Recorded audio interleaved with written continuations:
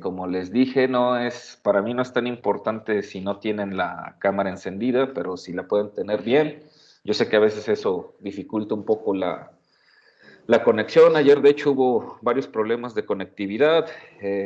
Y pues bueno, hoy antes de iniciar quiero comentarles que, no sé si te acuerdas, Tocayo, que les había dicho pues que había la posibilidad de que nos cerraran la clase porque había pocos estudiantes y todo eso.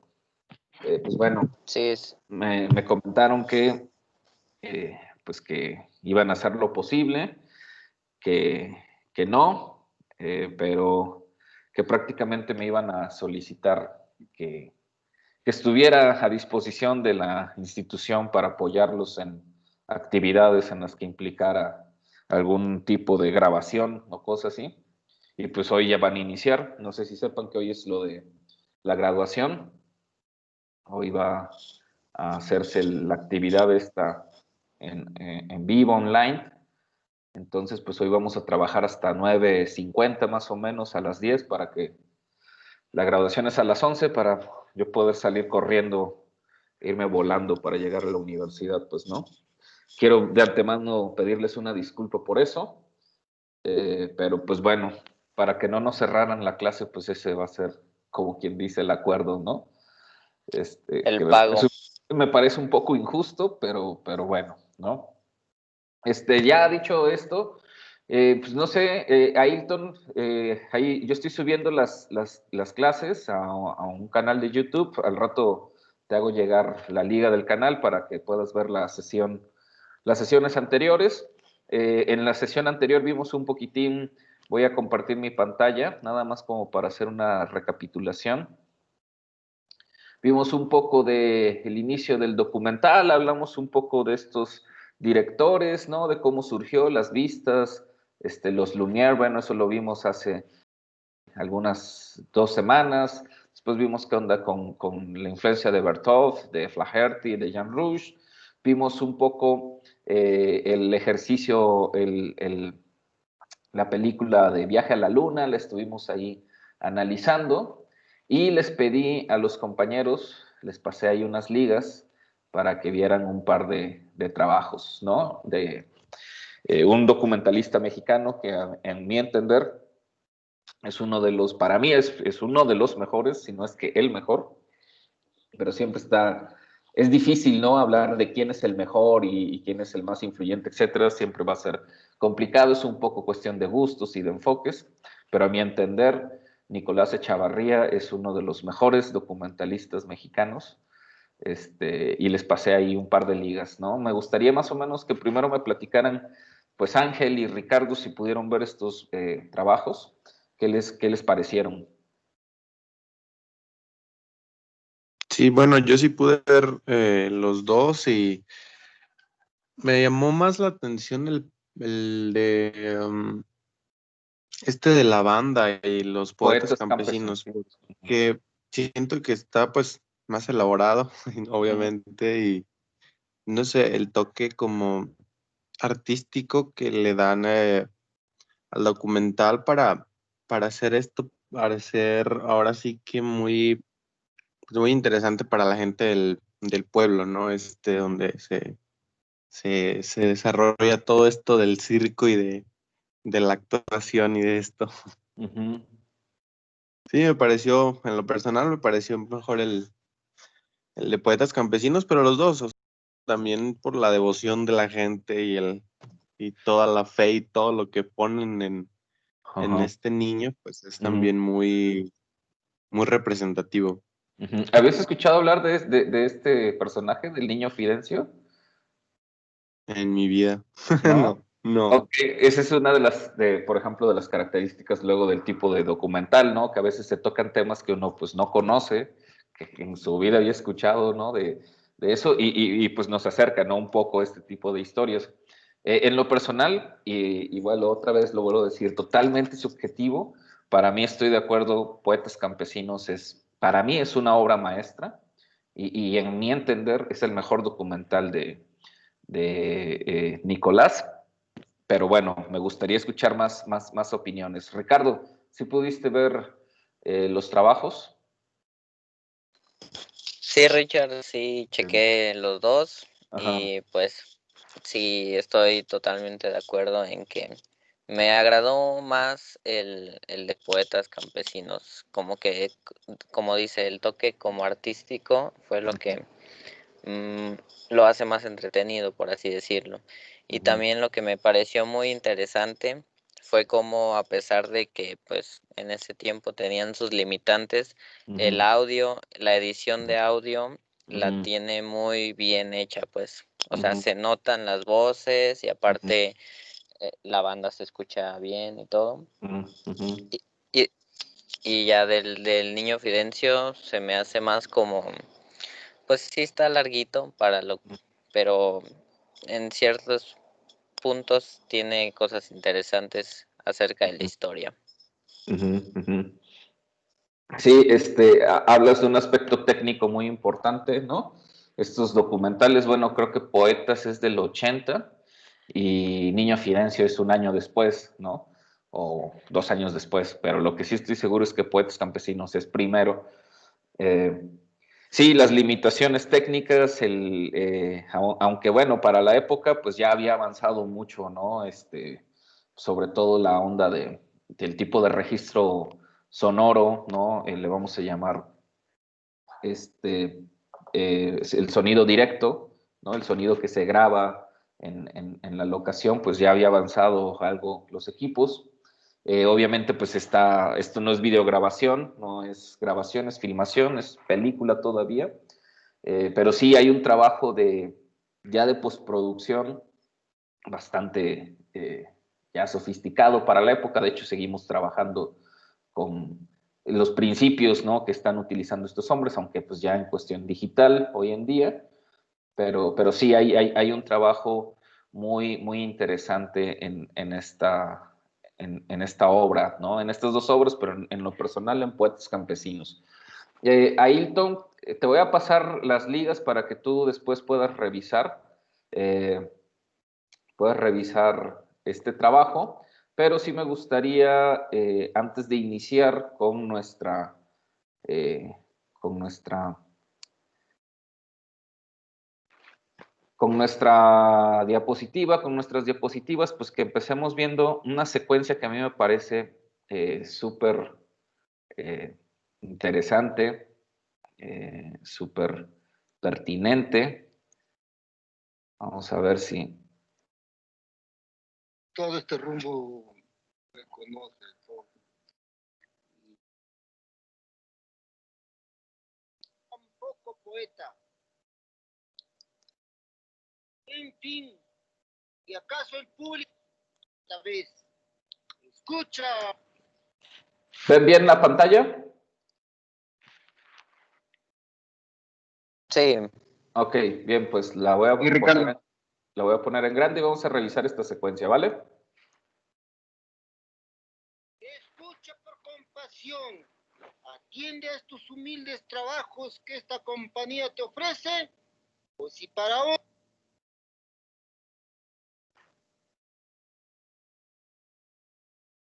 esto es una friolera, pues para mi compañía es la gloria entera. En fin, si acaso el público nos disimula por esta vez, bailaremos de manos y de pies, de barriga y de pulmón, al derecho y al revés. Vamos a trabajar, ya se pierda o ya se gane. Los músicos a tocar, el público a disfrutar y San Payaso a roncar. Que comienzan las músicas dianas y gritos, aplausos y comienzan, ese es de Coyotepec, ese es de Coyotepec. Les he dado mucha guerra, parece que me conocen.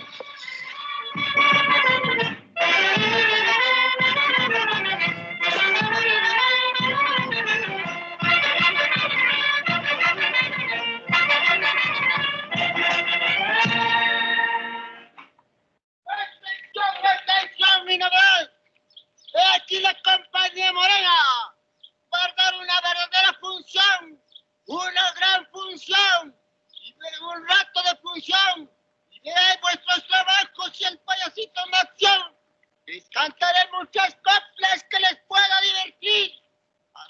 Paséis el rato en gusto sin pasarse de reír. Y veréis que todo trabajo es nuevo y todo exclusivista. Porque veréis que con todo vaino que trabajan artistas, con gusto y gran placer, todos a la función, aunque vayan sin cenar, y allí les prepararé su cena. ¿Verdad, muchachos?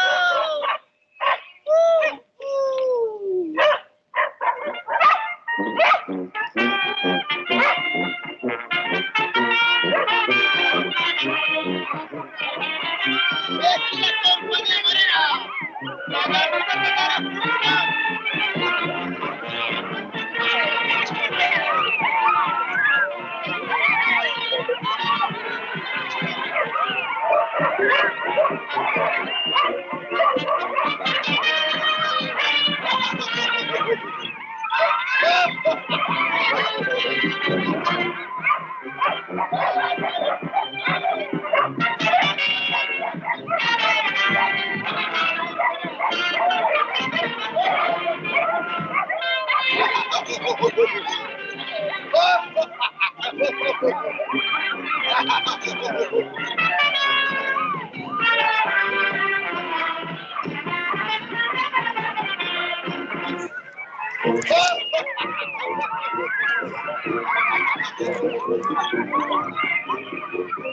¡Atención, atención, novedad!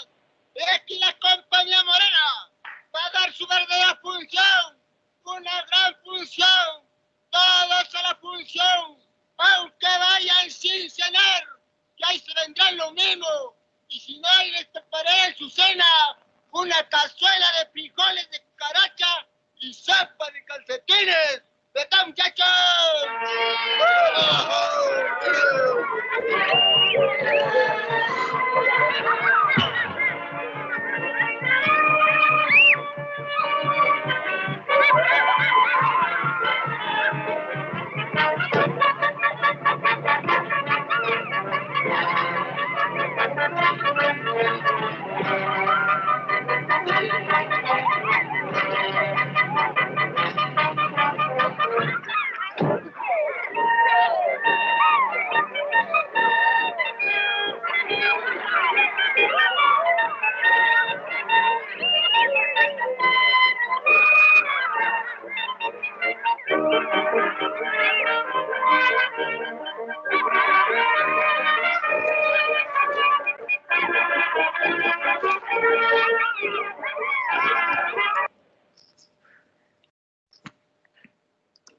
Bien, ¿qué les pareció esa secuencia?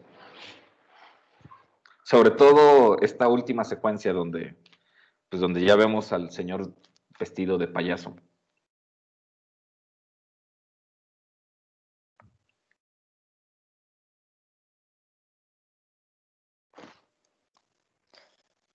Pues para mí cuando estaba viendo el documental sí se me hizo o pensé que iba a ser importante desde la primera vez que la vi, porque es como, vamos a decirlo así, como la cereza del pastel, ¿no? Por así decirlo. Uh-huh. Bueno, adelanté un poco la secuencia, pero pues primero vemos cómo él está contando, ¿no? Se está preparando, se está haciendo sus recuerdos, su memoria. Me parece que esa parte en donde, digamos, está dando como su testimonio, aunque no es una entrevista tan formal, está muy bien armada, no es la clásica entrevista del señor nada más sentado, hay planos cerraditos, no hay acercamientos, movimientos de cámara, y nos prepara el director, ¿no? Nos va dando a conocer a este personaje, nos prepara para después introducirnos a toda esta secuencia de este hombre en este pueblo, ¿no? A bordo de un burro, en el que anuncia que ha llegado el circo, ¿no? Y pues la gente lo va acompañando, ¿no? ¿Qué me dicen en cuanto a esas imágenes? ¿Qué les parecen esas imágenes? ¿Qué sienten cuando ven esas imágenes? ¿Qué piensan cuando ven esas imágenes?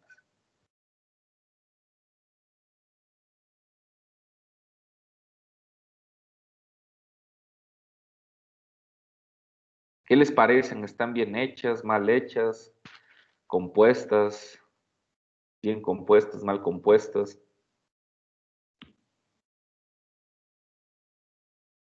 Pues en cuestión a la composición, creo que se manejan cuando él va, pues está en el sol, está en sombras y creo que en ningún momento se pierde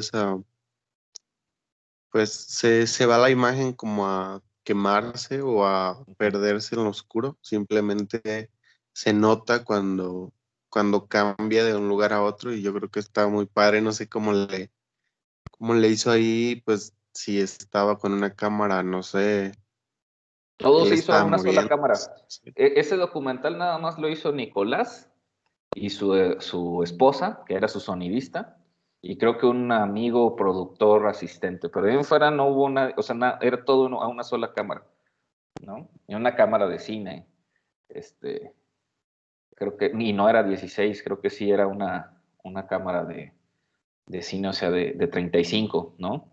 35 milímetros. Y de acuerdo, Ángel, contigo, es como, uno se pregunta cómo le hizo, ¿no? Porque, pues, corrió, cómo le hizo, porque, pues, primero está en un lado, luego está en otro, ¿no? Obviamente eso ya tiene que ver con montaje, ¿no? Pero hay otra característica que no sé si notaron, y que muchas veces así es como se definía al documental, ¿no? Que prácticamente todo es cámara en mano, pues, ¿no? O sea, la cámara, sí hay escenas, sí hay planos que son hechos con un tripié, pues, pero toda esta secuencia prácticamente es cámara en mano, ¿no? Y no se nota o no se siente, pues, ¿no? No es como estas secuencias que nosotros luego hacemos con nuestras cámaras reflex, que cuando uno agarra la cámara, pues todo se ve ahí movido, uno piensa que no se está moviendo, pero pues sí se está moviendo, ¿no? El pulso nos traiciona. En cambio acá vemos que pues sí, si hay un ligero movimiento, se entiende, ¿no? De hecho no trae un Steadicam, es tal cual cámara en mano,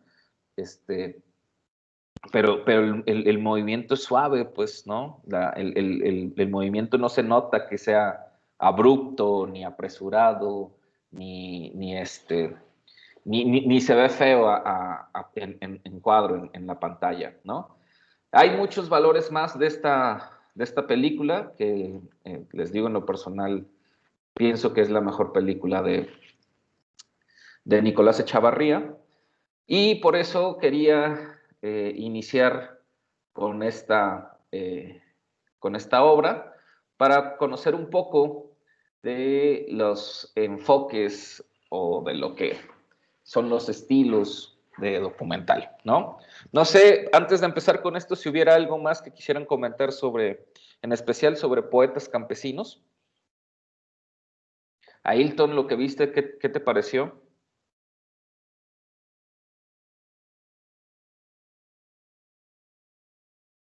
Pues lo mismo que dicen, las secuencias me llamó la atención y también las imágenes, cada una de las imágenes estaba pues bien cuadrada y te enfocaba en lo que quería que vieras tú, el director te enfocaba en lo que quería que tú vieras.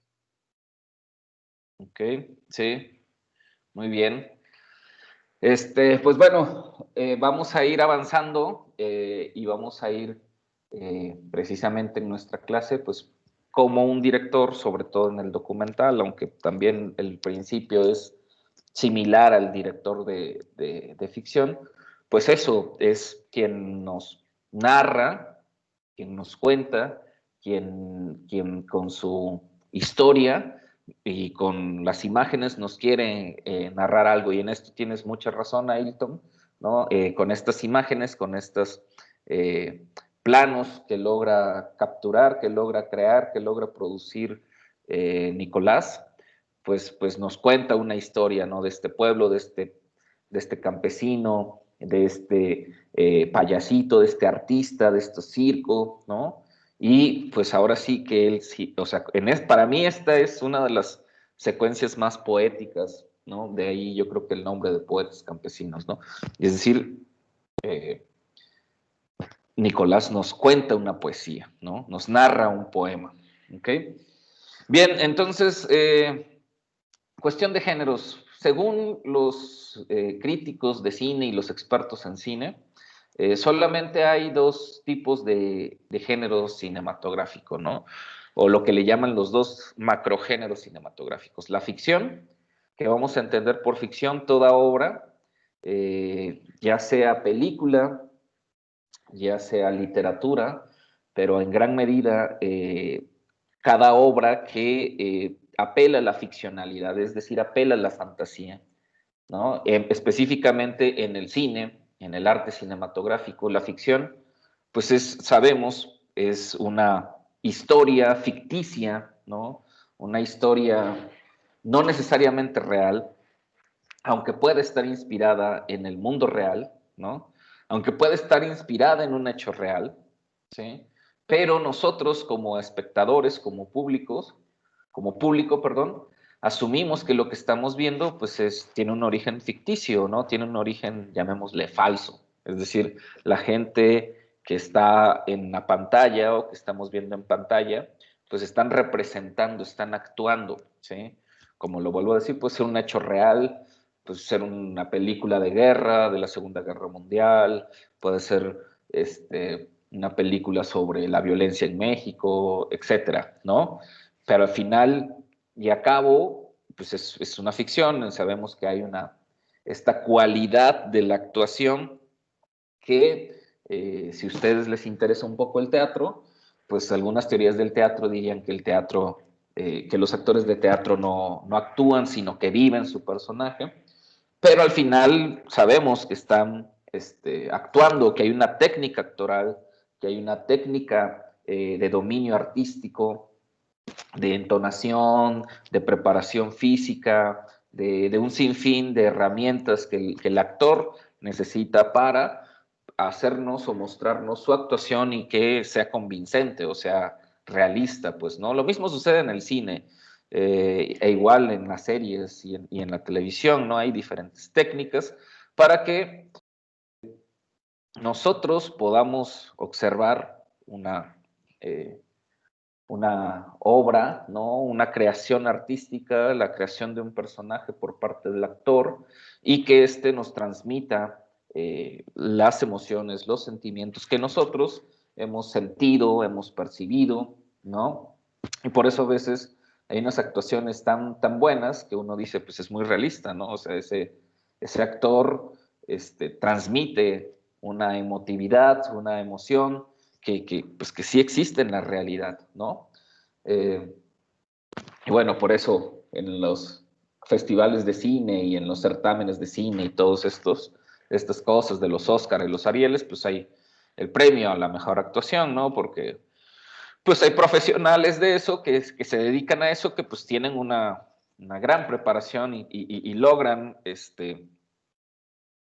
una gran actuación, logran una actuación convincente o realista. Y obviamente uno, conforme va viendo más películas y conforme se va haciendo más crítico, pues va distinguiendo, ¿no? Quién no hace una buena actuación, quién hace una actuación limitada, quién sobreactúa.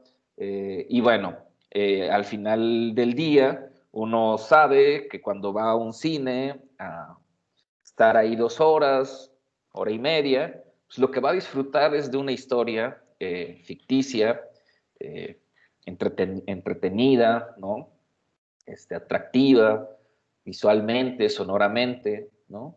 Y pues bueno, como nos dirían estos teóricos, pues compramos el contrato fílmico, ¿no? Durante esas 2 horas que se apagan las luces del cine, pues entramos al mundo cinematográfico, al universo cinematográfico, y pues ya no nos cuestionamos si eso es real o no es real, ¿no? Cuando la película es buena, ¿no? Simplemente nos introducimos a la historia y nos dejamos llevar, ¿no? A veces hay películas malas que uno está, por más espectacular que se vea, pues uno dice, eso es irreal, eso no existe, eso se la jalaron, eso es una tontería, ¿no?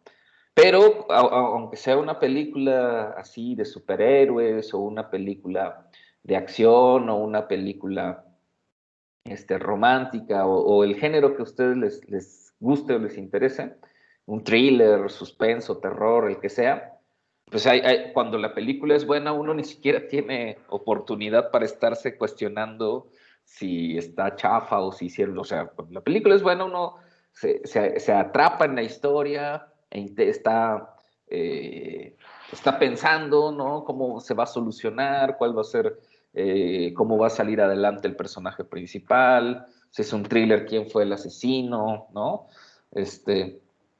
Eso, cuando las películas son buenas nos llevan a eso, pues no nos da siquiera tiempo de estar pensando en otras cosas, ¿no? Pero nos dirían los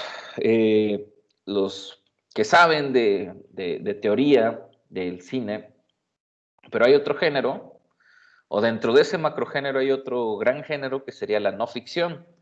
Dentro de esos está el documental. Carl Plantinga, que es uno de los teóricos que propone esta idea de la no ficción, pues va a dar varias definiciones y va a tratar de explicar varias cosas, pero a grandes rasgos lo que Plantinga nos dice es que existen un tipo de materiales audiovisuales que no tienen intenciones ficcionales, es decir, que no tienen intenciones de ficcionar la realidad, ¿no? Que no tienen intenciones, digámoslo así, dentro del relato, dentro de las ideas primitivas del relato, de relatarnos una ficción o de relatarnos una falsedad o una realidad apelando a la falsedad, ¿no? O relatarnos una realidad apelando al carácter ficticio mismo de la realidad, ¿sí? Esto es, digamos, un tema un poco polémico y complejo, ¿no? Porque, digámoslo así, estaríamos otra vez, ¿no? Estaríamos entre la lucha entre el arte y la ciencia, ¿sí? Es decir, el arte, la literatura, la escritura, la música, la poesía, pues se permite el empleo de todas las herramientas a disposición del artista, del creador, para hacer una obra de arte sin cuestionarse o sin, digamos, tener una forma de verificar que esas herramientas aborden la realidad. Me estoy explicando o quiero abrir este debate sobre cómo el arte percibe la realidad o cómo entendemos la realidad, ¿no? Digamos, hablemos de arte en términos un poco a lo mejor sofisticados, ¿no? De obras artísticas, no de creadores o no de personas que emplean más o menos herramientas artísticas, ¿no? Me refiero a artistas, al gran arte, ¿no? Los grandes artistas pues han estado también preocupados por la realidad, por el ser humano, ¿no? Y en sus obras artísticas, pues han tratado de reflejar, pues, esas cualidades humanas, pues, ¿no? La psique humana, los problemas humanos, ¿no? Y son, digamos, han pasado a la historia las grandes obras artísticas, porque, pues, eso, nos hablan de la humanidad, nos hablan de los conflictos humanos, de las perversiones humanas, de los vicios humanos, pero también de las alegrías humanas, ¿no? Del amor, del odio, ¿no? Y entonces el arte, la pintura, la música, la gran literatura, pues si queremos conocer cómo el paso de la vida, la evolución de la vida, pues hay que leer las grandes obras, ¿no? Que leer la Odisea, ¿no? Que leer a Shakespeare. Bueno, me pueden ahí ustedes hasta ayudar con sus autores favoritos, ¿no? Pero pues ahí están, ¿no? Las grandes obras de la literatura, Beckett, ¿no? En fin, ¿no? Entonces, este debate nos diría, bueno, es que el arte, la ficción, tiene esa capacidad de contarnos las cosas y hacernos entender, ¿no? Y hacernos reflexionar sobre la complejidad de la vida humana, pero pues al final del día pues sabemos que es una ficción, ¿no? Que es una creación, ¿no? La otra parte, o sea, la ciencia no es una ficción, la ciencia no es una creación, la ciencia es algo que se puede comprobar, la ciencia es algo que existe, la ciencia es una teoría, ¿no? En un primer momento que se demuestra y por lo tanto se convierte en una ley. Y las herramientas de la ciencia, pues no son ficticias, ¿no? Las herramientas de la ciencia son reales, pues, ¿no? Y si bien la ciencia, pues también se vale de la literatura para explicar las cosas, pues la ciencia no tiene por qué andar, digamos, apelando a la ficcionalidad, ¿no? Pues para eso está el carácter concreto de la ciencia, ¿no? Digamos que estaríamos como en estos dos polos, ¿no? Y de repente cuando esto llega al cine, y sobre todo, pues porque ustedes vieron, pues estos referentes que les puse de Flaherty, de Agostini, ¿no? Y cuando pensamos que el nacimiento del documental pues estuvo cercano a esta cuestión inventiva científica, a querer demostrar si el caballo en algún momento toca o no tocan sus cuatro patas el suelo, ¿no? O estos primeros esfuerzos de los hermanos Lumière de mostrar el mundo como era, ¿no? Que también la... Era el intento de la fotografía de mostrar el mundo tal cual como era, ¿no? La realidad, sacar una fotografía y decir, esta es la realidad, ¿no? De repente cuando este esfuerzo por crear esas cámaras cinematográficas parece ser que tiene estas intenciones, ¿no? Más académicas, más científicas, ¿no? De mostrar las cosas como son, ¿no? De no intervenir, de no vestir de ficcionalidad a la realidad, ¿no? Sino demostrarla crudamente como es, ¿no? Y de repente dice este autor, Karl Plantinga, nos dice, pues está difícil, ¿no? O sea, realmente hay pocas, pero sí existen, ¿no? Sí existen obras de no ficción, ¿no? O sea, hay algo que podríamos llamarle no ficción.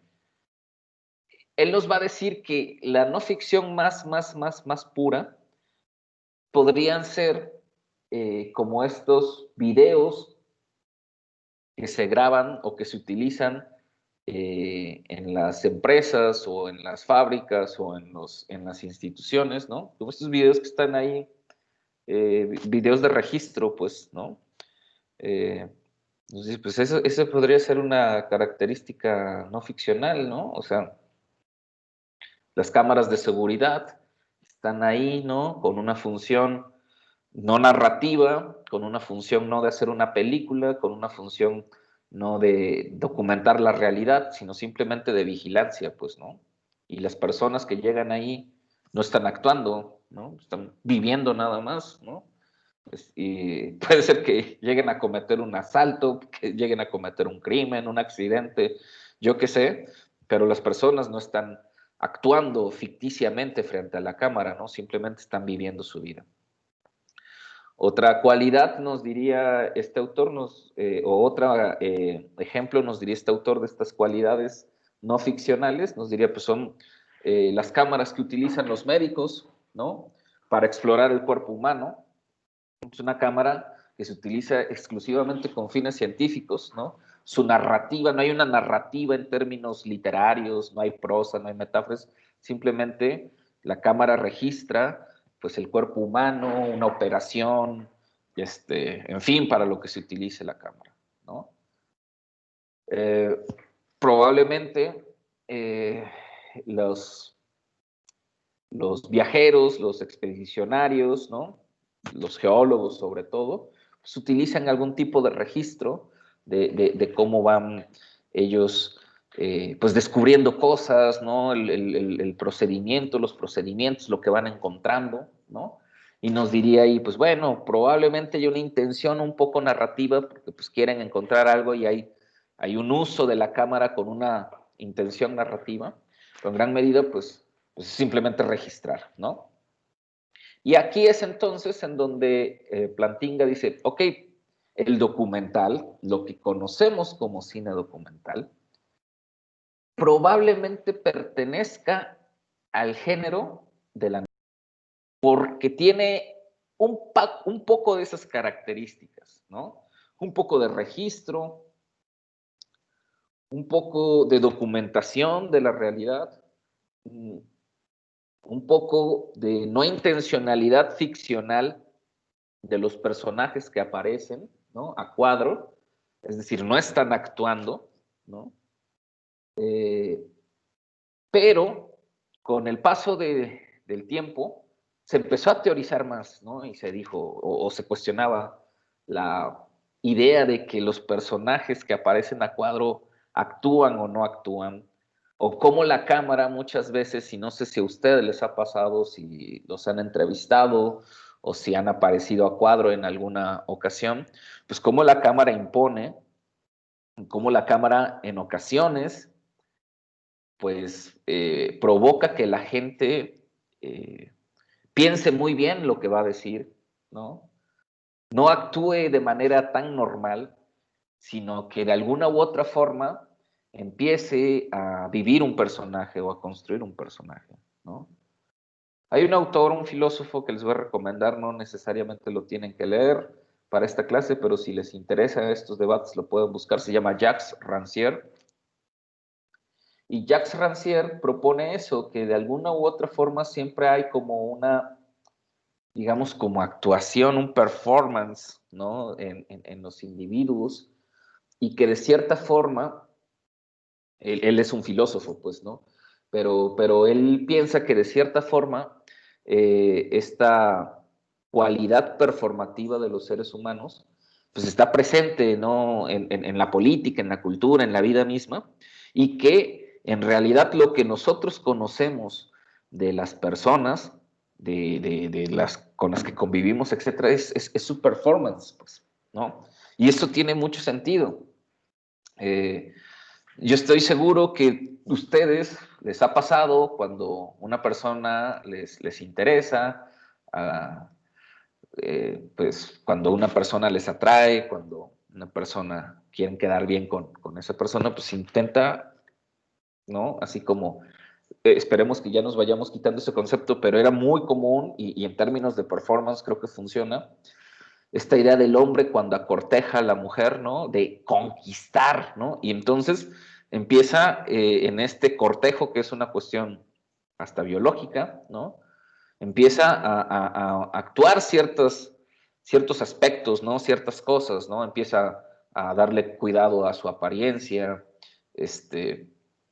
le invita a salir a algún lado, prepara un poco cómo serían las cosas, es más, hasta practica cómo le va a decir que le gusta o que no le gusta. Es decir, hay una, llamémosle, una especie de preactuación o construcción más o menos ficticia, ¿no? De lo que la persona quiere proyectar que es, ¿no? Entonces, con estos debates, algunos decían, pues no, el documental, la persona que aparece en los documentales en realidad también está actuando, ¿no? O sea, eso no es la realidad tal cual. O sea, las personas no están simplemente viviendo la vida y no hay no existe esta condición que algunos documentalistas señalaban que podían lograr, que era pues eso, documentar fielmente la vida de las personas, ¿no? Y en ese sentido, pues se vinieron algunos otros debates, entre los cuales, pues bueno, decía, ok, está bien, a lo mejor las personas que son documentadas, los personajes que aparecen en las películas de cine documental, no necesariamente actúan ni viven su vida, ¿no? Puede ser que puedan tener una cierta actuación, ¿no? Puede ser que simplemente los registren, ¿no? Pero Lo que sí más o menos queda es que los temas que trata el cine documental no solamente son posibles en la realidad, sino que existen en la realidad, o en la realidad de ese universo cinematográfico, o en la realidad cinematográfica de esa película, ¿sí? Aún así, digamos como el concepto más contemporáneo del documental, o la idea más contemporánea del documental, pues el cine documental emplea herramientas de la ficción, ¿no? Propias de la ficción, pero también emplea herramientas de, de su propia naturaleza creativa del documental, ¿sí? Lo que les quiero presentar, no lo entiendan tanto como géneros específicos del documental, sino como tipos, estilos, ¿no? Que son propios del documental, o si no son propios del documental, que se han trabajado en el cine documental, pero que, de hecho, algunos también se han trabajado en la ficción, y que en algún momento, pues ambos se entremezclan, ¿no? Esta primera tipología, que es como la tipología un poco más clásica, nos habla de que existe un tipo de documental que le vamos a llamar de acontecimiento, ¿sí? Son documentales que abordan un acontecimiento específico, ¿sí? La Revolución Mexicana, la Guerra Mundial, ¿no? La Segunda Guerra Mundial, el movimiento del 68, hoy que estamos a 2 de octubre, ¿no? La masacre de Tlatelolco, el caso de Ayotzinapa, ¿no? Es decir, los acontecimientos de la vida, del mundo, ¿no? De la realidad, son temas del documental, pero la narrativa y la estructura del documental se concentra en contar, en narrar un acontecimiento, ¿sí? Está el tipo documental de proceso, en la que la intención del documentalista es darnos cuenta de un proceso, ¿no? De una etapa, de un desarrollo, ¿sí? Una historia que inicia en A, que tiene que pasar por B, que tiene que pasar por C, hasta llegar a D, ¿sí? En el caso, por ejemplo, del documental de proceso, hay una obra mexicana muy buena, que igual se las voy a recomendar.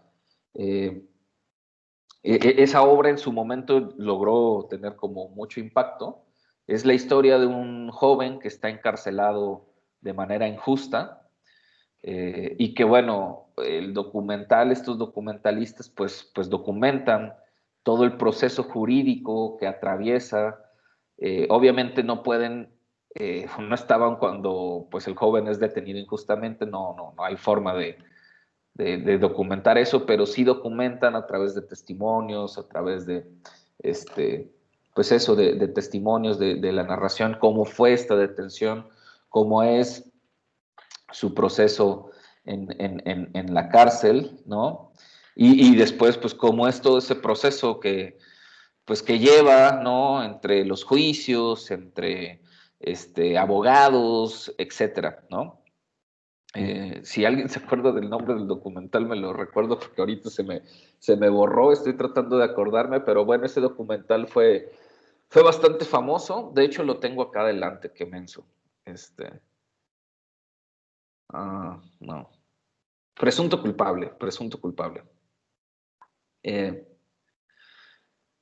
Ese documental fue muy famoso en nuestro país en su momento, creo que fue muy 2010, 2011 por ahí, porque bueno, no gracias a ese documental, pero sí un poco al ruido que se hizo de este caso y muchos otros más, de casos injustos de personas que injustamente son detenidos o les son inventados crímenes, es que se hicieron un par de modificaciones a ciertas leyes y pudieron, pues bueno, el sistema un poco jurídico, un poco más justo dentro de la distancia que le podemos decir de justo a este sistema de justicia que tenemos en nuestro país, bastante obsoleto y corrupto, pues se logró como que modificar algunas cosas, ¿no?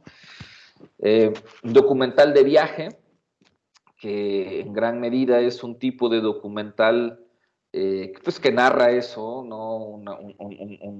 Un viaje, una anécdota, es un poco como el género en la ficción del road trip, ¿no? El documental de viaje, un grupo de amigos que se van a la playa y en ese transcurrir le suceden aventuras, se enamoran, se enfrentan a un enemigo, etcétera, ¿no? Un documental de viaje trae un poco esa estructura, ¿no? Un tipo de documental que plantea eso, ¿no? Lo que puede suceder en un viaje, las aventuras que pueden suceder en un viaje, las anécdotas que pueden suceder, ¿no? En un viaje, ¿no? Es lo que le llaman el documental muralla, que es pues básicamente un documental muy cerrado, un documental que se concreta en narrar algo súper específico. Este es un tipo de documental que se vincula mucho a los estudios académicos o los estudios científicos, ¿no? El, el documental es sobre la evolución de una célula, de un experimento científico, ¿no?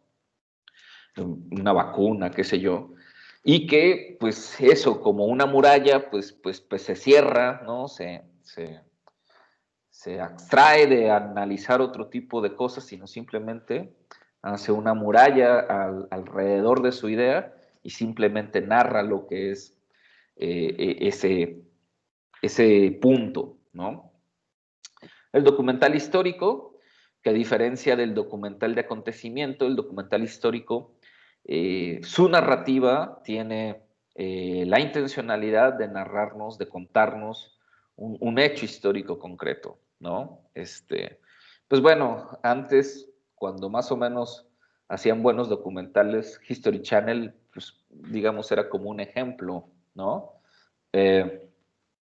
No soy muy partidario de esta casa productora en México, pero Clio hace pues un poco documental histórico, ¿no?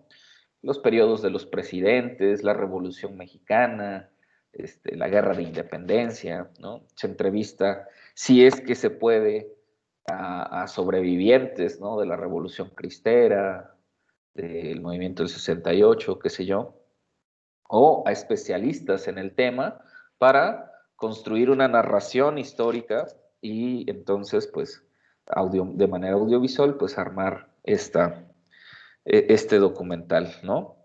Un documental de tesis, un documental que en su fondo, en su intencionalidad narrativa, quiere sostener un argumento, quiere sostener una tesis.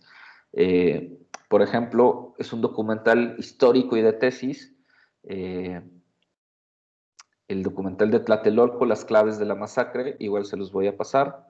También les voy a recomendar que vean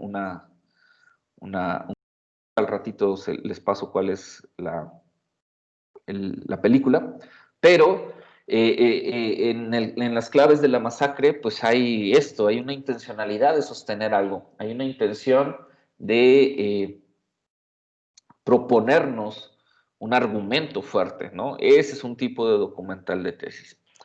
El documental biográfico, ¿no? Pues seguro pues habrán visto varios, ¿no? De artistas famosos, de deportistas, de cantantes, ¿no? No muy bueno de Mohamed Ali, de Mercedes Sosa, del Che Guevara, ¿no? El documental biográfico sigue y seguirá funcionando porque nos atraen y porque entretienen las vidas de las personas famosas, ¿no? A pesar de eso, hay documentales biográficos, algunos muy sosos, muy aburridos, porque nada más alaban la figura de las personas, pero hay documentales muy buenos porque cuestionan o porque nos muestran, pues también de repente, un lado que no conocíamos de estos personajes, ¿no? Un lado oscuro, un lado a lo mejor perverso, un lado negro, ¿no? que pues a veces nos baja del pedestal a ciertos personajes, o al contrario, ¿no? Los hace más humanos y entendemos pues las dificultades que han atravesado estos artistas, cantantes, para lograr el éxito, para volverse famosos, o cómo algunos el volverse famosos les generó muchos conflictos, ¿no? Entonces el documental biográfico es un estilo muy interesante, ¿no? Que pues en los últimos años sobre todo se ha vuelto a realizar mucho, ¿no? Lo que le llaman el documental subjetivo es un tipo de documental en donde el documentalista no solamente aparece a cuadro como Michael Moore, sino lo que nos está narrando y nos está contando está íntimamente vinculado con el documentalista, ¿no? Prácticamente lo que estamos viendo pues es su opinión de la vida, del mundo, sin necesidad, digámoslo así, de sostener, argumentar o hacer una tesis de algún tema, ¿no? Es lo que el documentalista opina sobre lo que está documentando, ¿no? Hay un documental, no sé si está libre, pero que es interesante, que juega un poco a la biografía, a lo subjetivo, que se llama El Tío Jim. Es un documental, de hecho, mexicano. Este documental, El Tío Jim, pues es el papá de la documentalista, y pues el documental va un poco de la historia de este personaje, que es un hombre de origen oaxaqueño, de origen de pueblos originarios, y que pues ha sido un músico importante en su comunidad, pero pues que tenía un grave problema con el alcohol. Entonces, esta chica, esta documentalista, pues documenta la vida de su padre, pero no como una observadora ajena que ve a su papá como héroe o como villano, ¿no? Sino hay momentos en los que ella aparece a cuadro, cuestiona a su papá, se pelea con su papá, y de repente, pues ya no es la biografía del tío Jim, sino es lo que esta directora, Luna Maram, opina de su padre, pues, ¿no? Es un ejercicio interesante, a veces un poco cuestionado. A mí en lo personal, el documental excesivamente subjetivo no soy súper fan de ese tipo de documental, pero en este caso, del caso del tío Jim, me parece que es una estrategia muy, muy interesante, ¿no? Y está lo que, bueno, en esta primera parte está lo que algunos le llaman el documental posmoderno, ¿no? Documental que es libre en cierto sentido, que no le interesa, o que no su narrativa o sus intenciones o la forma en la que está estructurado no necesariamente tiene una forma muy clásica, sino que apela a cualquier tipo de estrategia visual, audiovisual, sonora, para narrar una historia que pues pudo o no pudo haber existido en la realidad. De repente juega más a la experimentación, puede utilizar estrategias, por ejemplo, de arte digital, animación, construcción de personajes ficticios para poder avanzar el documental. En fin, el documental posmoderno se permite una libertad, una gama enorme de posibilidades para narrar las historias. ¿Hasta aquí algún tipo de aportación, algo que no haya quedado claro? ¿Todo bien? Ok, pues continúo. Sí, de mi parte todo. Ok, bueno, continuamos. Hay otra, digámosle así, si no tipología, sí otros esfuerzos por clasificar el documental, ¿no? Quizá esta sea un poco más académica, más desde las disciplinas sociales que han reflexionado sobre el documental, con algunas congenio, con algunas pues no tanto, ¿no? Pero yo se las expongo. Está lo que le llaman el documental de investigación científica. El documental de investigación científica, pues sí es un trabajo que, llamémosle así, tiene o se fundamenta en un trabajo académico, en un trabajo científico, que puede ser de la historia, de la sociología, de la antropología, pero no necesariamente de las ciencias sociales, puede ser también de las disciplinas de las ciencias exactas, ¿no? Documentales de geología, documentales de arqueología, de paleontología, ¿no? De física.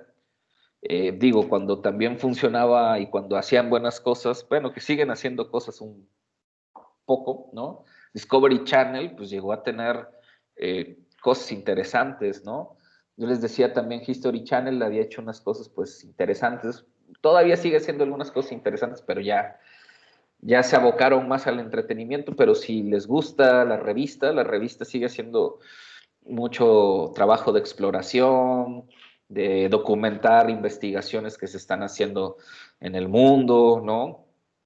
Sigue siendo como interesante lo que hacen ellos, pues, ¿no?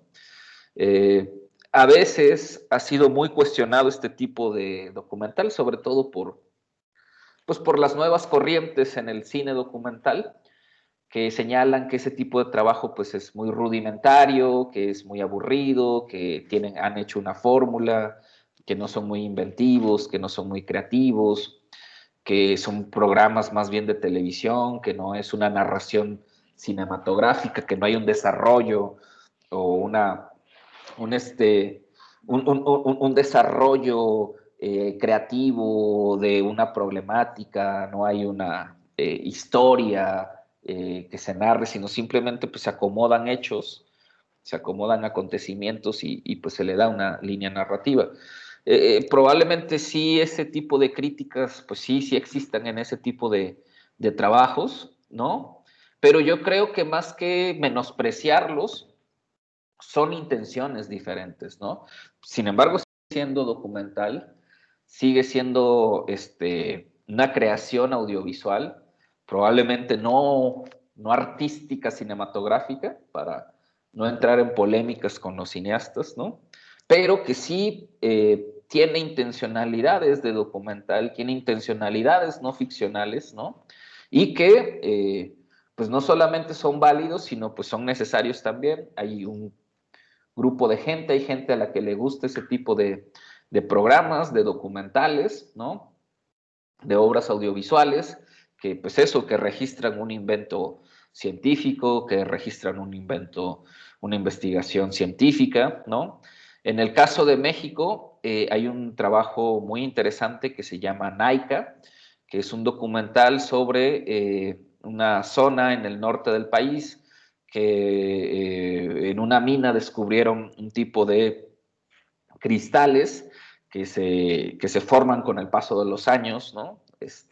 Y bueno, se hizo este documental que jugó un poco entre la narración cinematográfica y la investigación científica, y este documental nos va narrando poco a poco cómo se va haciendo esta investigación, ¿no? Creo que está en línea, si lo encuentro se los paso, pero es un muy buen documental ese de NAICA, ¿no? Pero hay muchos más, pues, ¿no? Hay mucho trabajo que se ha hecho respecto a esta relación de la ciencia, ¿no? Y del documental, ¿no? Está el documental histórico, pero a diferencia del documental histórico tradicional, como lo que hace Enrique Krause con esta productora que les digo, es un tipo de documental que reflexiona un poco más el proceso histórico, ¿no? Y que se centra más en lo que se conoce como historias de vida, ¿no? Aquí un documental histórico que de hecho no es un historiador el que lo hace, pero se preocupó por ese trabajo histórico, es El abuelo Chenó, o Del olvido al no me acuerdo, del cual también les voy a pasar una liga para que lo puedan ver, de Juan Carlos Pérez Rulfo. Rulfo, no sé si le suene, pero Rulfo es hijo de este gran escritor mexicano, de Juan Rulfo, que si lo conocen, pues lo tienen que conocer, ¿no? Es una referencia de la literatura mexicana. Pedro Páramo, por supuesto que es una de las obras que todo mexicano deberíamos de leer, ¿no? Pero bueno, el asunto es que Juan Carlos Pérez Rulfo cuando él pues está iniciando su carrera de cineasta y pues con el peso, imagínense, que trae, el legado que trae, ¿no? de su padre, Rulfo intenta hacer un documental pues sobre su ilustre padre, ¿no? O sea, básicamente muchas personas pensaríamos, ¿no? Que bueno, si ya es su papá, si es documentalista, pues saber, ¿no? Saber qué onda con Juan Rulfo, que de hecho, si bien él no incursionó en el terreno del cine, pero sí de la fotografía, y de hecho hay unas obras maravillosas que logró capturar Juan Rulfo, ¿no? Entonces, Juan Carlos, con ese reto, intenta hacer un documental sobre su padre, ir a conocer a su padre, ir a buscar a su padre, y pues va a Jalisco, a esta zona de donde era originario su papá, y ese primer acercamiento es el abuelo Chenó. Y él, Rulfo, en varias conferencias, en varias pláticas que ha dado respecto a cómo surgió el abuelo Chenó y después del olvido el no me acuerdo, él señala que pues, él quería hacer una investigación histórica y que de hecho hizo una investigación histórica, ¿no? Una historia de vida, y lo que empleó de manera importantísima fue las técnicas de la historia oral, ¿no? La cuestión del testimonio, la idea de que el testimonio es fundamental para su narrativa, ¿no? Ese documental, sobre todo del abuelo Chenó, es realmente, o sea, no solamente es bonito en términos de la historia, de lo bien hecho, ¿no? De lo que nos cuentan los abuelos que él entrevista, sino de las potencialidades que nos puede dar creativas y narrativas el uso del testimonio. Y de repente, Juan Carlos decide pues que ya no va a ser un documental sobre su papá, pero con una, o sea, se le olvida la historia de su padre, ¿no? Y se va más por esta cuestión de la memoria, ¿no? Ya del olvido el no me acuerdo, pues se concentra en este ejercicio de la memoria, ¿no? En este ejercicio de los recuerdos y de cómo las personas recordamos nuestros pasados, nuestras cosas, y cómo a veces también lo inventamos, ¿no? Y cómo a veces también estos recuerdos inventados pues tienen un sentido, ¿no? Sobre todo en las personas mayores. Pues les da un sentido de vida, les da un sentido de esperanza, ¿no? El construirse los recuerdos o el engrandecer en ocasiones los recuerdos, pues le da un sentido a la vida de una persona de 80, 90 años, ¿no? Pero además, independientemente de si esos recuerdos pues son falsos, es una mentira, es una invención, ¿no? Que de por sí, pues todo en cierta medida dentro de la historia, pues es un poco un invento, ¿no? Hay una invención creativa, ¿no? Muchas veces con intencionalidades, otras veces sin intencionalidades, o con intencionalidades profundas, y ahí sería cuestión de meternos a un estudio más psicológico, ¿no? Un estudio más, y de hecho hay trabajos sobre la forma en la que los recuerdos a veces ocultan ciertas intenciones subconscientes, ¿no? Pero bueno, eso sería tema de otra sesión. Lo interesante es que el trabajar con el testimonio audiovisual, ¿no? Con lo que las personas se acuerdan del pasado, de un hecho concreto, ¿no? A pesar de que también hoy en día se castigue tanto este tipo de documental testimonial, en lo personal, para mí es riquísimo, pues, ¿no? Es súper interesante escuchar a las personas, conocer sus pasados, ¿no? Conocer cómo se imaginaban o cómo recuerdan ese pasado. Y, digamos, como historiador y como documentalista, pues es para mí ese tipo de documental que más me atrae, que más me gusta, que además más trabajo y que me interesa seguir trabajando o seguir haciendo, esta unión entre el arte audiovisual, entre la concepción fotográfica de una cinefotografía audiovisual, la construcción de imágenes, ¿no? De imágenes poderosas, de imágenes que digan algo, de imágenes simbólicas, con la cualidad humana de narrar las cosas, ¿no? Con esta cualidad humana de la palabra, ¿no? La unión de la palabra con la imagen me parece que es el matrimonio perfecto en términos artísticos y científicos, en términos académicos y creativos, ¿no? La voz y la imagen son dos herramientas, en mi opinión y en mi tipo de trabajo que yo quiero hacer, fundamentales, y me parece que ambas son potentes. Podemos lograr cosas muy brillantes, muy interesantes, muy profundas, muy reflexivas a través de la voz, pero si se complementa con las imágenes, son mucho más potentes y universales. Podemos crear imágenes muy lindas, muy bonitas, muy bien compuestas, muy bellas, pero muchas veces las imágenes por sí solas sí nos hacen sentir, sí nos hacen vibrar, sí nos mueven emocionalmente, pero a veces necesitan esas imágenes cuando están descontextualizadas. Puede caerse a eso, se puede descontextualizar la imagen y necesitan una voz que esté ahí para reforzarla, ¿no? Hay otro tipo de documental, que es el documental periodístico, un poco lo que hace, por ejemplo, Carlos Mendoza, es un documentalista mexicano, que ha impulsado una productora que se llama Canal 6 de Julio. Ellos son los que hacen Tlatelolco, las claves de la masacre, pero que además ha hecho muchos más documentales de ese tipo, ¿no? Ha hecho, uno de los últimos súper interesantes es Haiga sido como haiga sido, que es un documental sobre Felipe Calderón. Ha hecho muchos más documentales.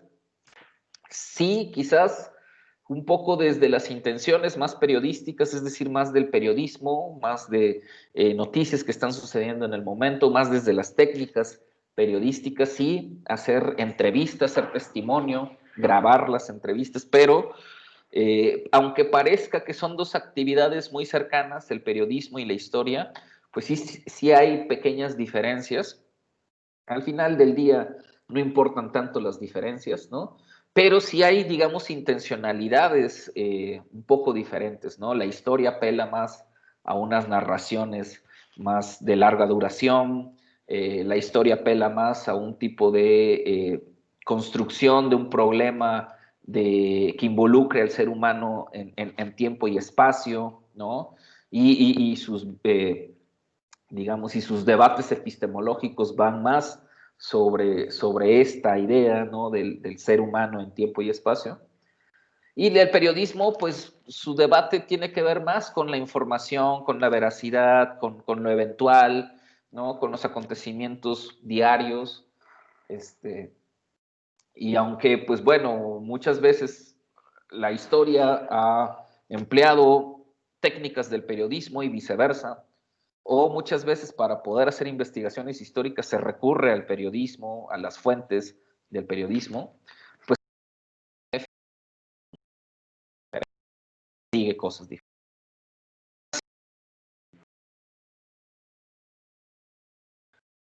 Periodistas, ¿no? A los que están ahí siguiendo la nota y sobre todo, y que han existido algunos buenos documentales periodísticos en México que han registrado los últimos 10 años, ¿no? 15 años de este país que, pues, que se ha visto envuelto en problemas muy fuertes, ¿no? En baños de sangre horribles y en situaciones muy complejas, ¿no?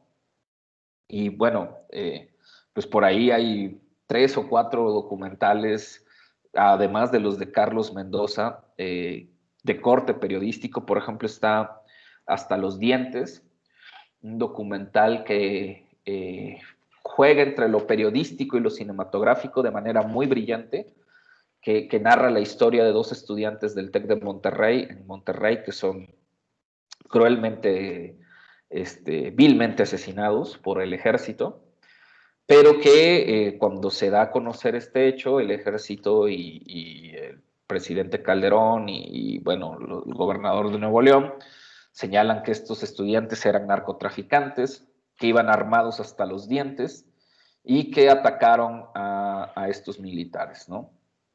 Cosa totalmente falsa, ¿no?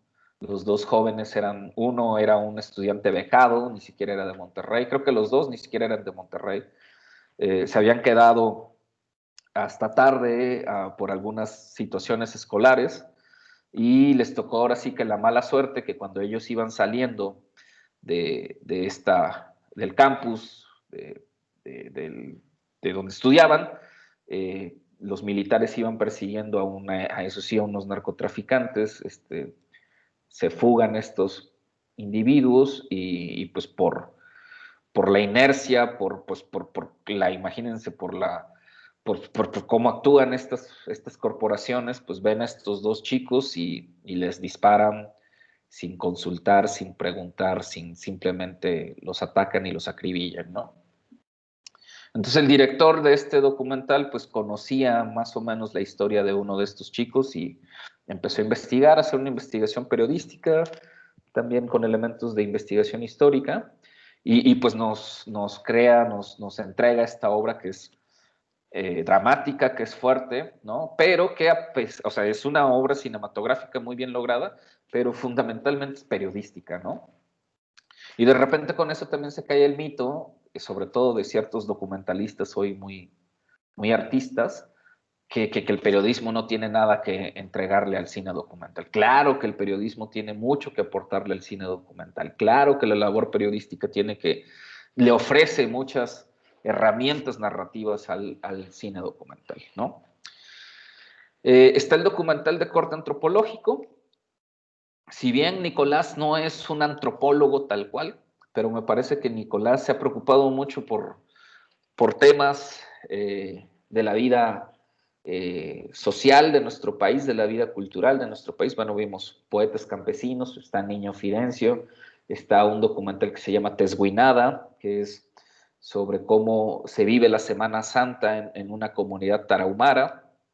Es decir, Nicolás ha trabajado de manera bastante cercana con las comunidades y me parece que además lo ha hecho de una manera bastante respetuosa, ¿no? Aquí me quiero detener un poquitín a estos conflictos que de repente hay hoy en día, ¿no?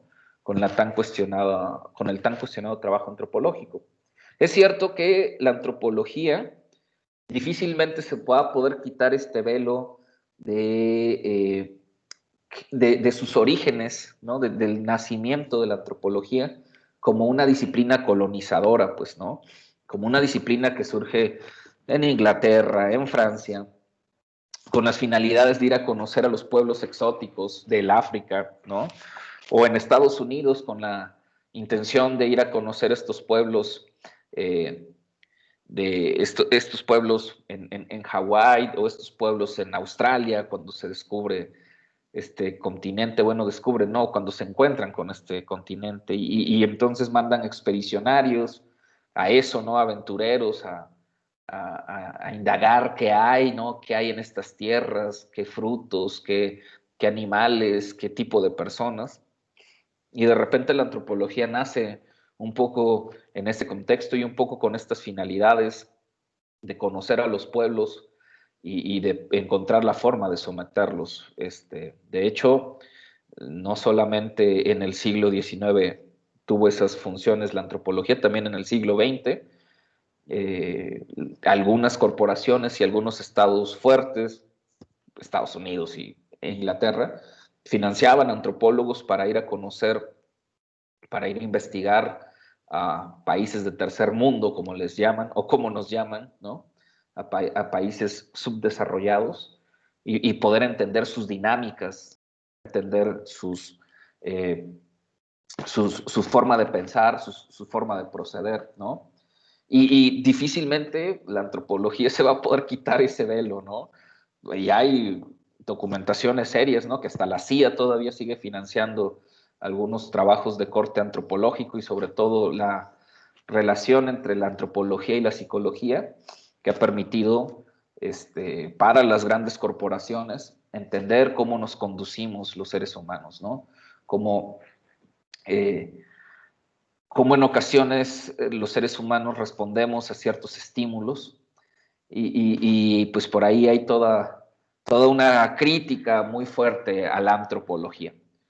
Pero en mi opinión, pues no se puede decir que a la antropología, sino a un tipo de antropología y a un tipo de investigadores que se aprovecharon de la disciplina antropológica. Es decir, la disciplina no tiene la culpa que se utilice con esas finalidades, ¿no? Más bien, hay individuos antiéticos que hacen ese tipo de trabajos, ¿no? Con otro tipo de finalidades. Sin embargo, el estudio antropológico, en su sentido más limpio y más puro, pues busca estudiar al antropo, es decir, al hombre, pues, ¿no? La antropología, a diferencia de la sociología, que pues, estudia las sociedades, pues, y digamos, complejas y a las sociedades más organizadas, la antropología trata de entender al hombre en su dimensión cultural, en su dimensión igualmente compleja, pero digamos, llamémosle para diferenciarlo un poco, más a nivel de piso, pues, ¿no? Digo, a mí también me interesa la sociología y pues bueno, yo estudié ciencias sociales y cargado muy fuerte a la sociología, sobre todo el programa que estudié, pero en lo personal, sin menospreciar ninguno de los marcos teóricos de ambas disciplinas, me parece que el estudio antropológico permite conocernos como seres humanos, pues, ¿no? De repente la sociología a veces toma un poco más esta distancia y de repente sus planteamientos suelen ser un poco más, llamémoslo así, más duros o más fríos, ¿no? En cambio, la antropología parte de que los humanos, que los seres humanos, pues necesitamos y buscamos y tenemos la necesidad de entendernos, ¿no? Entendernos a todos como comunidad, como seres humanos, ¿no? Y en ese sentido me parece que la antropología y su relación con el documental, que bueno, la vieron desde Flaherty, de ir a documentar a estas personas exóticas, ¿no?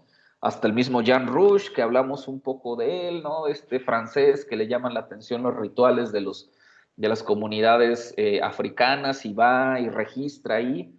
Hasta un documental antropológico, bueno, más adelante veremos otros estilos, pero hasta un documental antropológico un poco más respetuoso, ¿no?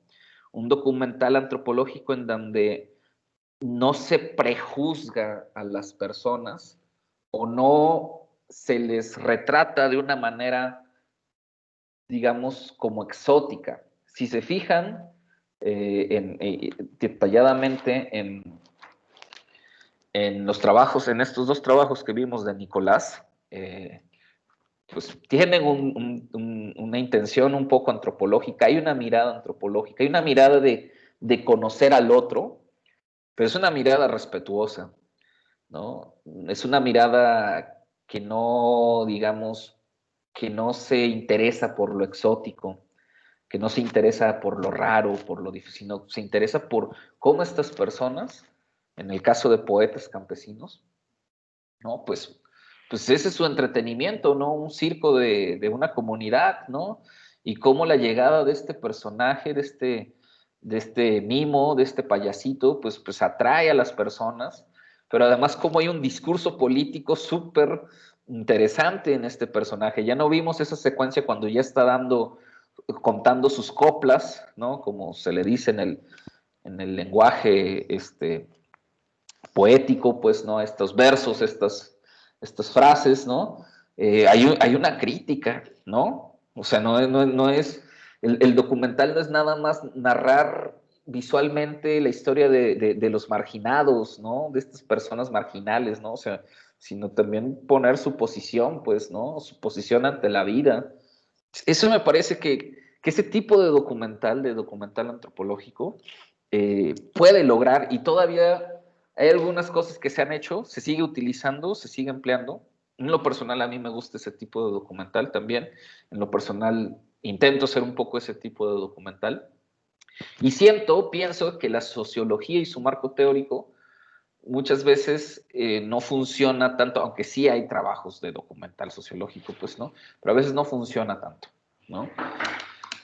Quizás si me escuchara mi director de tesis ahorita me daría 2 bofetadas y me diría que no es cierto, pero bueno, yo me decanto más por un documental más antropológico que sociológico, ¿no? Existe lo que se conoce como etnografía visual, que es emplear las técnicas de la antropología, ¿no? Es la observación participante, y registrarlas de manera audiovisual, ¿no? Hay muy buenos trabajos de etnografía visual que se han hecho de manera, sobre todo en México, ¿no? Bueno, en América Latina, no se diga. En la Facultad Latinoamericana de Ciencias Sociales tiene su sede en Ecuador, la Flaxo, ha desarrollado toda una línea de investigación que tiene que ver con el documental antropológico, pero sobre todo con la etnografía visual, muchas veces no tanto con finalidades de una narración cinematográfica para festivales de cine ni nada de eso, pero que han empleado muy interesantemente, han empleado de manera muy interesante las herramientas de la antropología y de la etnografía. En ciertas universidades estadounidenses han hecho, de hecho, laboratorios de etnografía visual, y hace algunos años, y creo que el año pasado estuvo aquí en el EMIA, Maricruz Romero Ugalde, que en México es quien ha impulsado mucho este tipo de trabajo de etnografía audiovisual. De hecho, ella tiene un laboratorio que se llama Etnoite, ¿no? Y con la que hemos colaborado, me refiero, hemos como universidad, hemos colaborado y vamos a colaborar pronto. De hecho, nuestra compañera Abigail va a participar en una de las actividades que estamos en conjunto con la Universidad de Guanajuato y también Guadalajara, Aguascalientes, nosotros y la UNAM. Vamos a impulsar, vamos a hacer una actividad en la que se debaten un poco este tipo de perspectivas de trabajo, ¿no? Y después, bueno, aunque hay más definiciones, me parece que hay 2 muy importantes que nos proporciona Bill Nichols: el documental poético y el documental reflexivo, ¿no? Un documental poético que apela más a eso, a una creación artística, a una creación lúdica, a una creación narrativa, a una creación metafórica, a una creación analógica, a una creación estética, a un tipo de documental que eso intenta con herramientas estéticas, pues eso, documentar la vida, narrar la vida, sin necesidad en algunas ocasiones de cuestionarse pues tanto los fondos o el porqué de los fondos, ¿no? O sea, sí, nos presenta los contenidos de manera muy poética, ¿no? Si esos contenidos carecen de rigor, si esos contenidos no son tan exactos, no es tanta la finalidad del documental poético como sí crearnos una poesía, ¿no? Hay algunos documentales de corte poético que en realidad tienen un muy buen contenido, tienen un trabajo de investigación muy serio, y aún así son trabajos bellísimos, ¿no?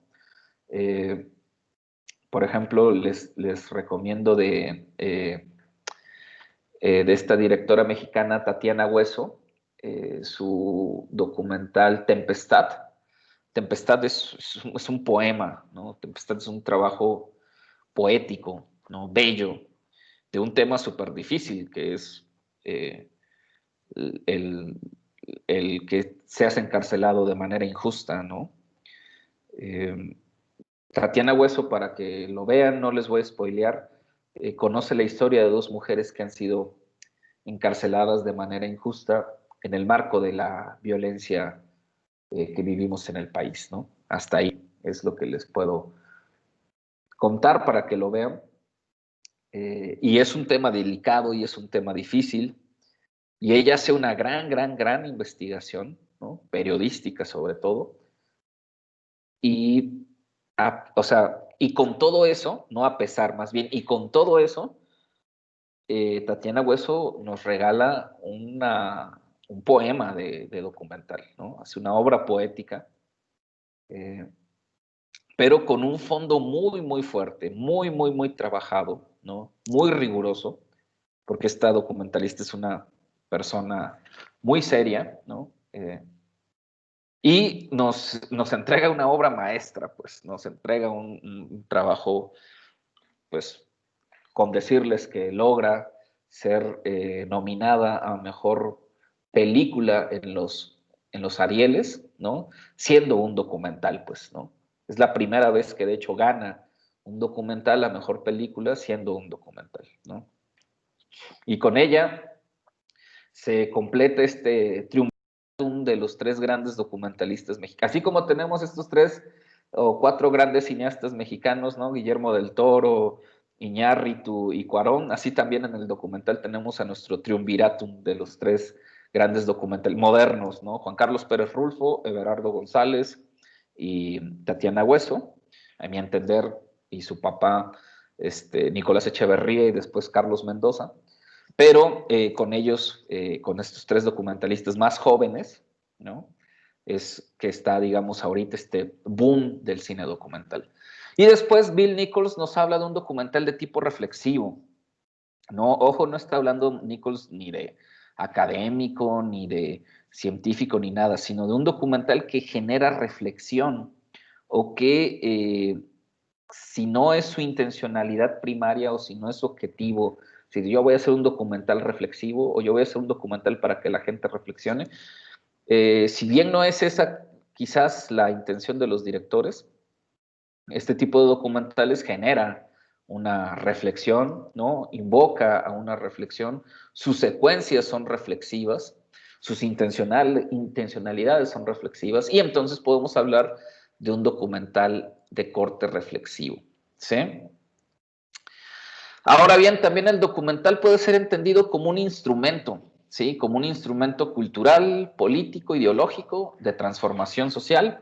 Ahí es este tipo de documental sociológico que les digo, ¿no?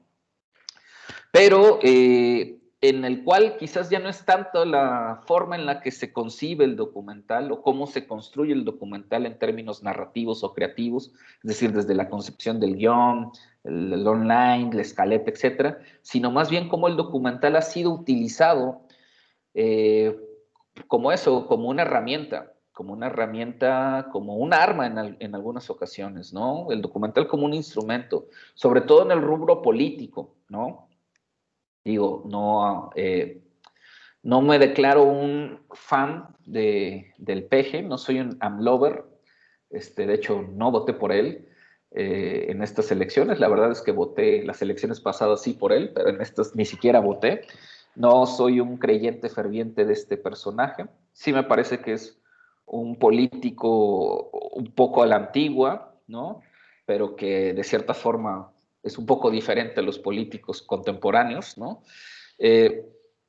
Pero el PG ha utilizado muy bien no solamente el documental, sino los recursos audiovisuales, ¿no? Cuando, no sé si ustedes se acuerden, pero hubo un momento en el que él fue regente de la Ciudad de México, que hicieron el proceso de desaforo, es decir, que se le quite el fuero a las figuras presidenciales, gobernantes, presidentes, etcétera. Y evidentemente, pues en ese tiempo era Vicente Fox el presidente del país y evidentemente esta era una lucha política entre 2 corrientes, ¿no? Y el PG utilizó muy bien el documental, ¿no? Carlos Mendoza y también algunos otros directores hicieron varios trabajos, hicieron varios documentales, ¿no? Y se movieron muy bien entre la población, entre la comunidad, entre los que somos más afines a las ideas de izquierda. Y pues bueno, pues nos enteramos de estos hechos, obviamente era la época pre-internet o pre-YouTube, en donde tú subes los videos inmediatamente o transmites en vivo las manifestaciones, las marchas, etcétera, ¿no? Entonces el documental ha sido, sí, es un instrumento ideológico utilizado tanto por movimientos de izquierda, como también en ocasiones, y muchas veces también, utilizado por movimientos de derecha. No es una novedad. Hitler utilizó el documental, ¿no?, para afianzar sus ideas. Estados Unidos financia muchos trabajos documentales, ¿no?, también para ensalzar sus hazañas. Entonces, el documental en el terreno ideológico y político ha sido empleado, ha sido utilizado como eso, como una herramienta, como un arma, ¿no? Ejemplos hay varios. Ahorita se me olvida el nombre del director, de este director que hizo el documental sobre el peje exclusivamente, pero bueno, hay muchos ejemplos, y en México hay un terreno muy fértil para este tipo de documental. Están los documentales que se le hicieron al EZLN, en fin. Pero también puede ser utilizado como una herramienta cultural, ¿no? Un documental con fines culturales, conocer las culturas, conocer las tradiciones, conocer las festividades, conocer la gastronomía de algún pueblo, conocer las fiestas patronales de alguna región, de alguna comunidad, ¿no? Es decir, el documental en el sentido amplio de esa idea de cultura, a veces tan compleja de entender, pues cumple también con eso, como un instrumento, como un vehículo que le da a la población, a la sociedad, conocer otro tipo de formas de pensar, otro tipo de dinámicas, otro tipo de prácticas, otro tipo de ideas, que aunque vivamos en nuestro propio país, en nuestro mismo país, pues a veces desconocemos, ¿no? Y por eso ha habido muchos documentales sobre, por ejemplo, comunidades indígenas, sus fiestas, sus tradiciones, ¿no? Uno de los más que recuerdo por ahí de 2000, por ejemplo, de los mushes. No sé si ustedes ubiquen qué es esto de los mushes, pero en ciertas zonas de Oaxaca, sobre todo en las zonas serranas, ¿no?, es muy común que algunos hombres pues no se identifiquen como hombres, ¿no?, sino como mushes, es decir, pues una condición ahí transexual, ¿no? No es un transvestismo porque no es una afición nada más a vestirse como mujeres, ¿no?, o con ropa que identificamos como mujeres, ¿no?, o con la feminidad, ¿no?, como faldas, collares, maquillarse, etcétera, sino ellos se asumen como hombres, mujeres, pues, ¿no?, como mushes, ¿no? Y ese es, digamos, es una práctica, es una costumbre de, pues, de mucho tiempo, ¿no? Y mucha gente de repente, sobre todo el ala conservadora de nuestro país, se espanta y dice, no, ¿cómo es posible, no? Eso no está bien, pues, ¿no?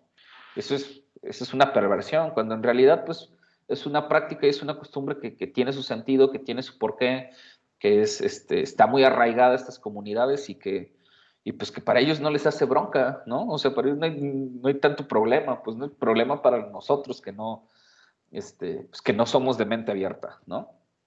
Entonces, el documental puede lograr eso, ¿no? Ser un instrumento cultural, conocer estas formas de vivir, de resistir la vida, ¿no? Y que de alguna u otra forma, ligando lo cultural con lo social y con lo educativo, pues muchas veces este tipo de documental nos ayuda, como diría Bill Nichols, a reflexionar nuestra vida, a conocer otras cosas, ¿no? A aprender, ¿no?, de otras cosas. Lo decían por aquí Ricardo y lo decía Ángel, pues que no sabían quién era el niño Fidencio.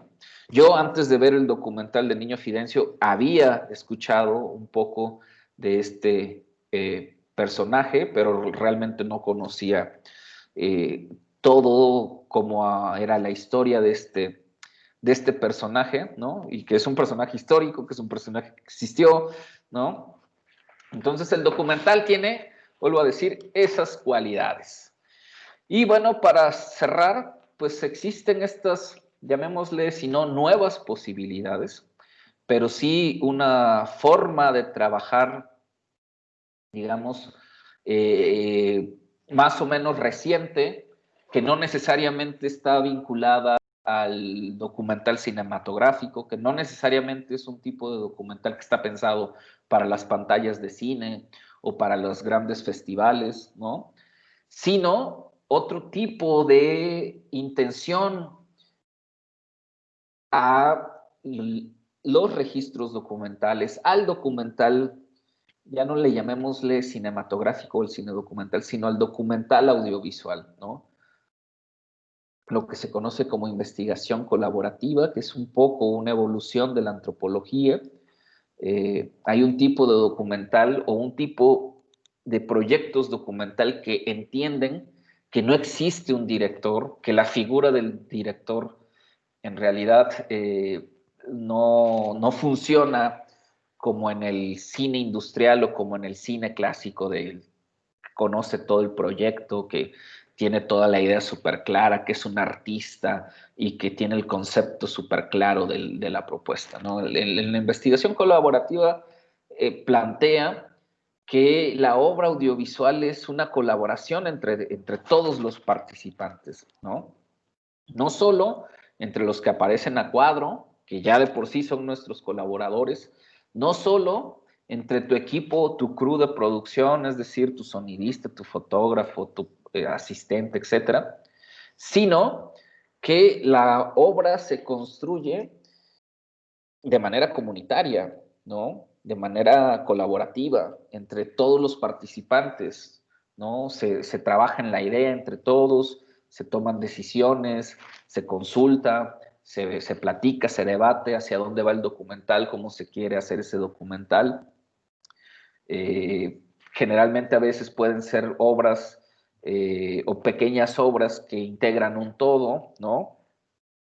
O en ocasiones también en estos ejercicios de investigación colaborativo, de documental colaborativo, muchas veces se desarrollan una idea o hay una idea y haciendo trabajo, a veces antropológico, sociológico, comunitario, ¿no? Atendiendo y escuchando a las personas de una comunidad, de un grupo social, se debaten los temas, se trabajan los temas y entre todos se propone una idea y se desarrolla una obra audiovisual. De hecho, algunas han, aunque no eran sus finalidades o aunque no tenían necesariamente esos, no perseguían esos objetivos, pues han logrado estar en festivales de cine, ¿no? Está lo que se conoce como documental web, ¿no? Es decir, totalmente pensado no para las pantallas de cine, sino para una forma de distribución relacionada con los medios digitales, con las tecnologías digitales, ¿no? Uno muy interesante es Crónicas del Dolor. ¿Cómo se llama? Geografías del Dolor. Este documental lo pueden ustedes googlear así, es un documental web, es un documental que está pensado para estar alojado en un sitio web que te permite conocer diferentes historias, que te permite conocer información, pues bueno, de personas que lamentablemente han sido desaparecidas en esta situación que vivimos en el país, ¿no? Y este tipo de trabajos, pues son una propuesta refrescante pues a esta forma de entender la realidad y de acercarse a ella por medio de el cine documental, ¿no? Y después está lo que se conoce también como documental interactivo o investigación interactiva, en la que el usuario, el público, puede interactuar con lo que está viendo, pues, ¿no? Puede generar un tipo de interacción, si no súper digital o entrar al mundo virtual, pero sí puede tener un poco de interacción con lo que está observando, con lo que está viendo, con lo que está sintiendo, ¿no? Este tipo de trabajos muchas veces están destinados más a los museos, a ciertos museos, sobre todo de arte contemporáneo. Abigail, que está aquí, no me va a dejar mentir, cuando fuimos el año pasado a visitar Ciudad de México y conocer el Museo de Arte Contemporáneo, que había unas cosas bastante jocosas y otras cosas muy interesantes, pero el arte contemporáneo exige mucho eso, la interacción con el público, ¿no? Que el asistente, que el que va, se relacione con la obra y que genere, si no un diálogo frontal y directo, pero sí un tipo de dialéctica entre el usuario, el público y la obra, ¿no? Relacionarse muchas veces con la obra. No soy fan del arte contemporáneo, no soy un amante sobre todo de una serie de expresiones a veces que a mí en lo personal me parecen algunas exageradas y jocosas, como lo digo, pero hay algunas obras que la verdad sí son muy interesantes, algunas piezas que sí son muy interesantes y que sí te exigen esa interacción, ¿no? Que sí te exigen este pensar, este reflexionar, trabajar en ti como eso, como visitante, como usuario de un museo, de una sala de arte, en relacionarte con la obra, ¿no? En eso sí estoy convencido. Creo que por ahí ese arte contemporáneo, ese arte visual, actual, pues sí permite que tengamos esa interacción. Y dije, no, pero mis metas eran, no, pues un bochito, una Caribe, pues así. ¿Se alcanzan a escuchar lo que estoy escuchando? Sí, Ricardo. Ok, bien. Les voy a...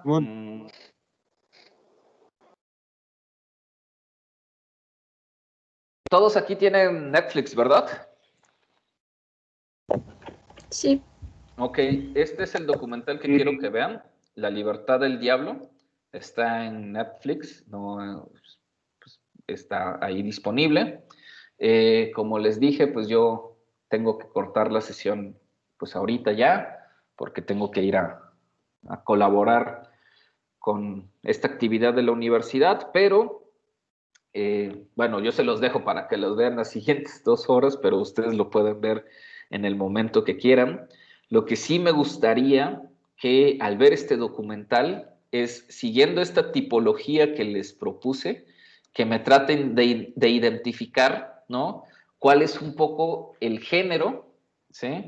¿Cuál es el género o dentro de esta tipología que yo les mencioné, en cuál cabe este documental, ¿sí? ¿Cuál es el género documental de esta obra de La Libertad del Diablo? Quiero que también identifiquen cuáles son los recursos audiovisuales que utiliza el director, ¿sí? Quiero que presten atención a cómo trata el tema el director, ¿no? Es decir, el tratamiento, cómo lo trata, ¿sí? Cómo trata el tema, ¿sí? Y quiero, sobre todo, en función, digamos, en cuestiones técnicas, ¿no? Cómo nos muestra esta historia el documentalista, ¿sí? Para recapitular, ¿qué género documental es, ¿no? ¿Qué recursos audiovisuales emplea el documentalista? ¿Cómo trata el tema? Y cómo nos muestra el tema, ¿vale? ¿Sí queda claro, compañeros? Sí. Ok, bueno, pues... Sí. Jale, pues me dio gusto saludarlos. Nos vemos la siguiente sesión y que tengan bonito fin de semana. Cuídense todos. Que estén bien. Somos Rich, gracias. Gracias, Richard. Sale, que estén bien. Oye, Adiós. Ricardo, Perdón. Gracias, Bye. Ricardo. Bye, yo, adiós. Sí, dime, perdón. Abigail. Ajá. No, nada, que Nelson no pudo estar aquí porque tienen coloquio, no sé qué de nano.